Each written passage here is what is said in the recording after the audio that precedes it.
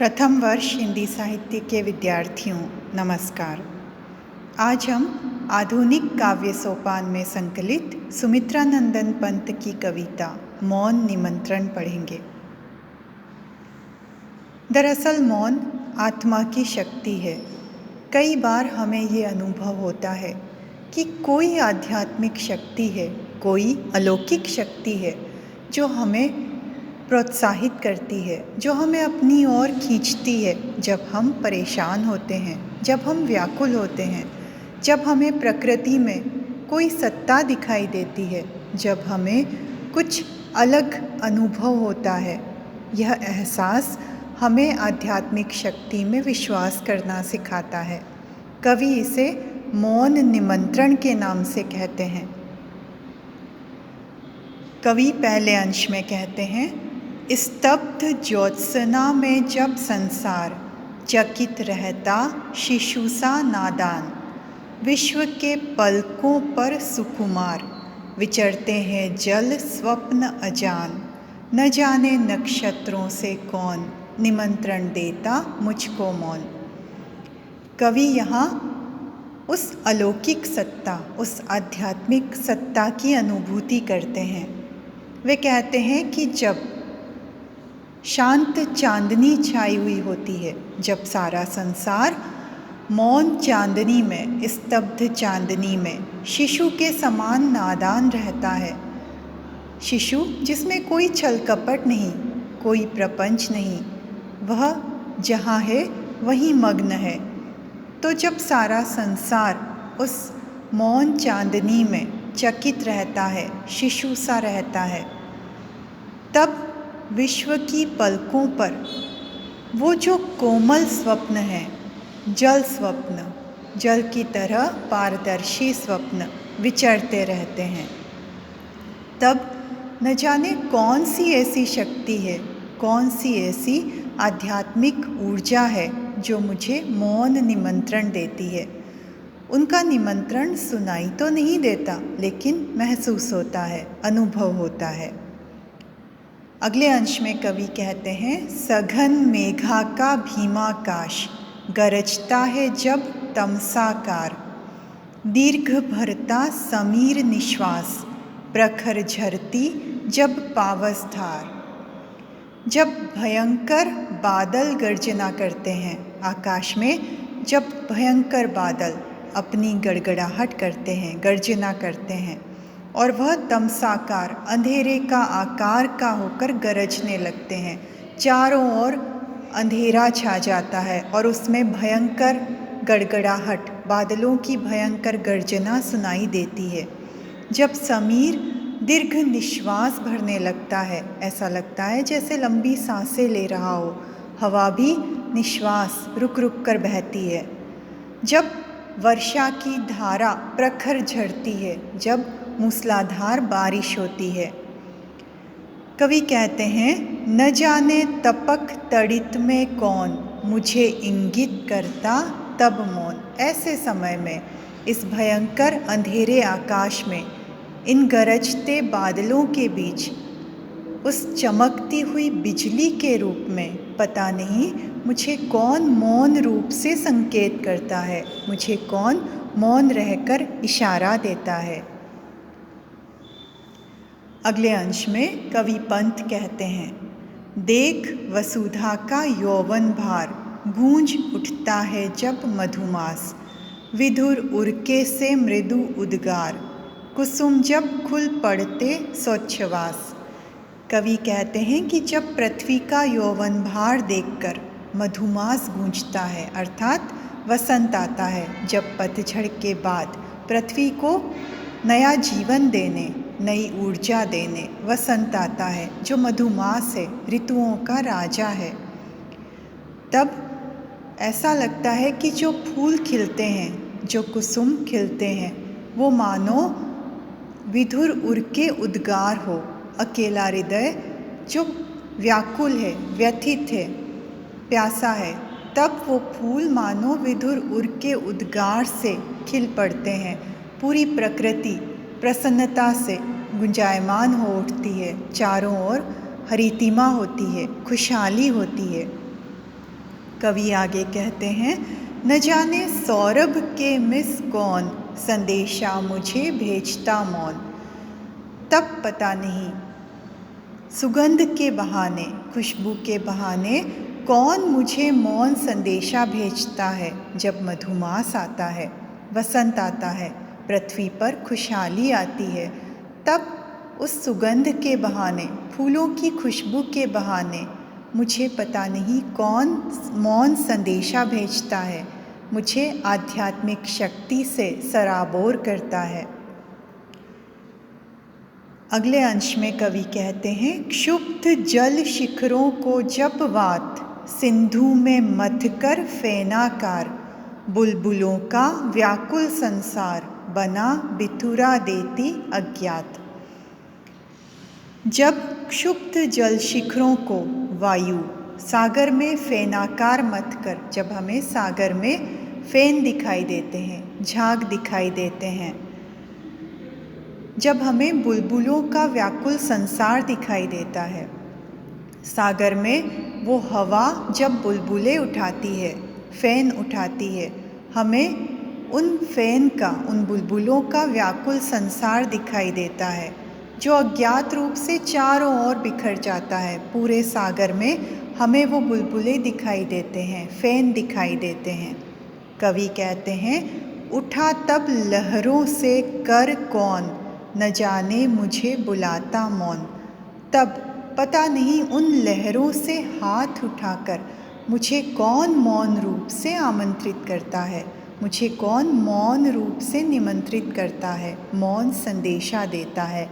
लहरें जो उठ रही हैं, ऐसा लगता है जैसे उन लहरों में से कोई अपना हाथ उठाकर मुझे इंगित कर रहा है, मुझे बुला रहा है। स्वर्ण सुख श्री सौरभ में भोर, विश्व को देती है जब बोर, विहग कुल की कल कंठ हिलोर, मिला देती भू नभ के छोर। अब कवि प्रातः का वर्णन करते हैं। सुबह ऊर्जा लेकर आती है, सुबह सबको एक नई उमंग से सिंचित करती है, सबके मन में एक नई ऊर्जा महसूस होती है। तो कवि कहते हैं, स्वर्ण जब सुनहरी सुबह होती है, सब तरफ सूरज की किरणें फैलने लगती है, तो उस सुनहरी वेला में, सुख की वेला में, श्री अर्थात समृद्धि के समय में और सुबह की सुगंध में, सौरभ में, जब वो सुबह, जब वो भोर विश्व को डुबो देती है, ऐसी सुनहरी सुबह जो सुख, समृद्धि और सुगंध में पूरे विश्व को डुबो देती है। सब तरफ सुनहरा सूरज फैलने लगता है, सुनहरी सुबह होने लगती है।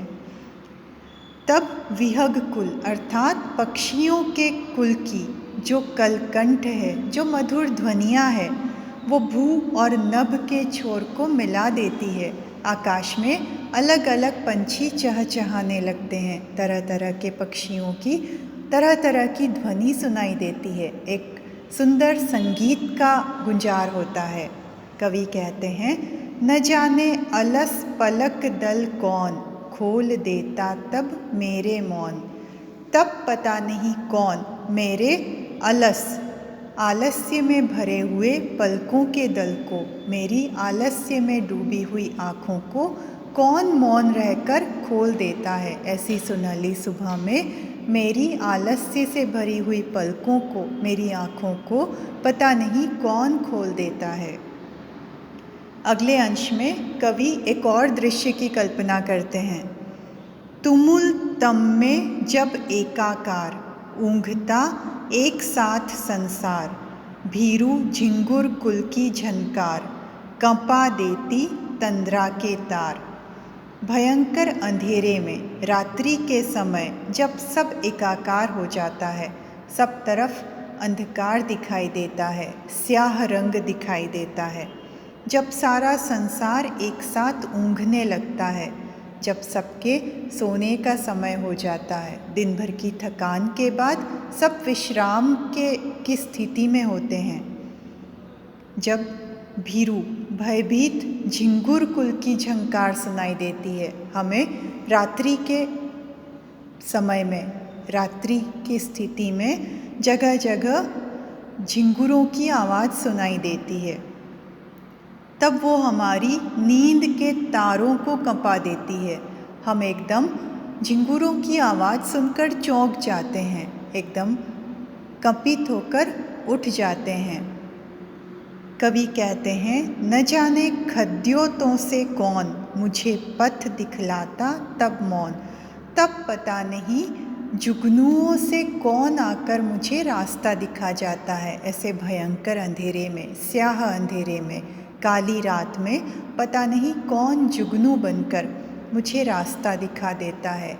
ऐसी कौन सी आध्यात्मिक शक्ति है, ऐसी कौन सी अलौकिक सत्ता है जो भयंकर अंधकार में, भयंकर परेशानी में, स्याह स्थिति में भी हमें जुगनू बनकर रास्ता दिखा देती है, हमारा मार्ग प्रशस्त करती है। अगले अंश में कवि कहते हैं, कनक छाया में जबकि सकाल खोलती कली का उर के द्वार। जब रात्रि बीत जाती है तब सवेरा होता है। तो कवि कहते हैं, कनक छाया, स्वर्णिम छाया में जब सुबह के समय, सुंदर समय में कलिका अपने हृदय के द्वार खोलती है, जब कली खिलती है, फूल खिलते हैं, सुबह होने के बाद जब सूरज की सुनहरी रश्मियों के बीच में, उस सुंदर समय में जब कली अपने हृदय के द्वार खोलती है, सुरभि पीड़ित मधुपों के बाल तड़प बन जाते हैं गुंजार। तो जो भ्रमर हैं, जो रात भर फूल में बंद रहते हैं, कमल में बंद रहते हैं, उस सुरभि से पीड़ित, उस सुगंध से पीड़ित मधुपों के, भ्रमरों के बाल तड़प कर गुंजार बन जाते हैं। सुबह होते ही हमें भंवरों की गुंजार सुनाई देती है।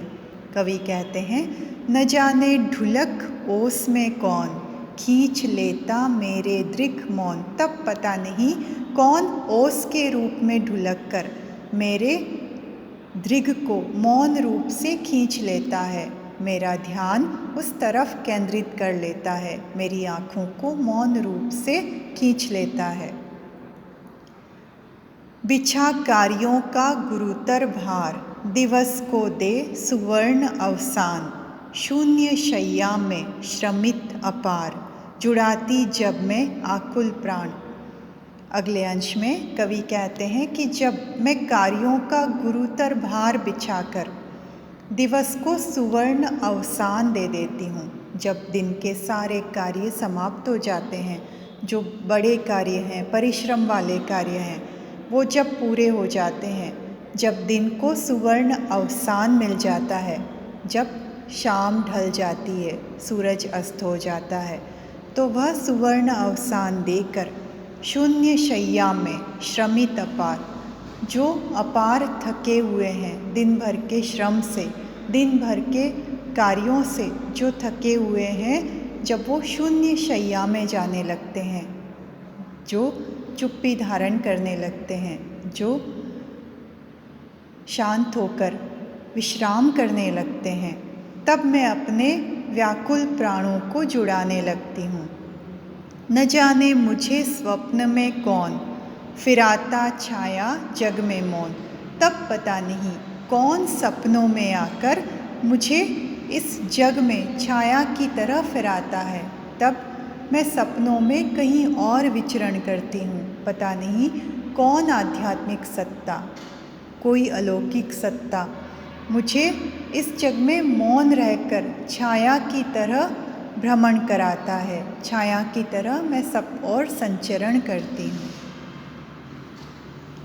न जाने कौन अये द्युतिमान, जान मुझको अबोध अज्ञान, सुझाते हो तुम पथ अनजान, फूंक देते छिद्रों में गान।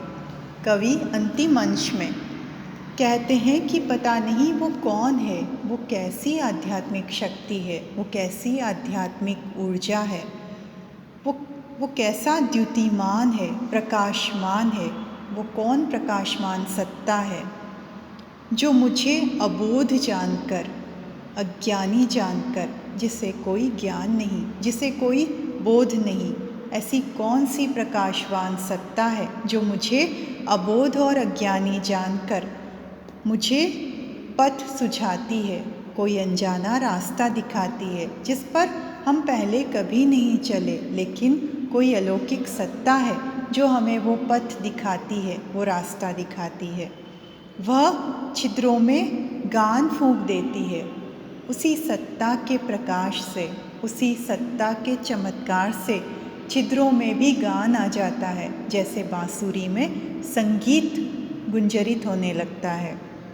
कवि कहते हैं कि वह जैसे छिद्रों में गान फूंक देती है, ऐसी अलौकिक सत्ता, ऐसी आध्यात्मिक सत्ता वास्तव में चमत्कार है। अहे सुख दुख के सहचर मौन, नहीं कह सकती तुम हो कौन। कवि कहते हैं कि हे मेरे सुख दुख के मौन सहचर, मुझे दिखाई तो नहीं देते, मुझे सुनाई तो नहीं देते, लेकिन अनुभव होते हो, मुझे महसूस होते हो। तो हे मेरे सुख दुख के मौन सहचर, मौन रहकर मेरे साथ चलने वाले, मैं बता नहीं सकती कि तुम कौन हो, मुझे ये नहीं पता कि तुम कौन हो, लेकिन मुझे ये पता है कि कोई अदृश्य सत्ता है, कोई अदृश्य ऊर्जा है जो हमें हर विपरीत स्थिति में सहारा देती है, हमें हर विपरीत स्थिति में मार्ग दिखाती है, हमें अंधकार की स्थिति में प्रकाश देती है। सुमित्रानंदन पंत छायावादी कविता के 4 प्रमुख स्तंभों में से हैं और उनकी कविताओं में हम अदृश्य सत्ता की अनुभूति अनेक जगह पर देखते हैं। यह छायावाद की प्रमुख विशेषता है। मौन निमंत्रण कविता वास्तव में छायावादी कविता में अपना महत्वपूर्ण स्थान रखती है। अगली कक्षा में हम नौका विहार कविता पढ़ेंगे। धन्यवाद।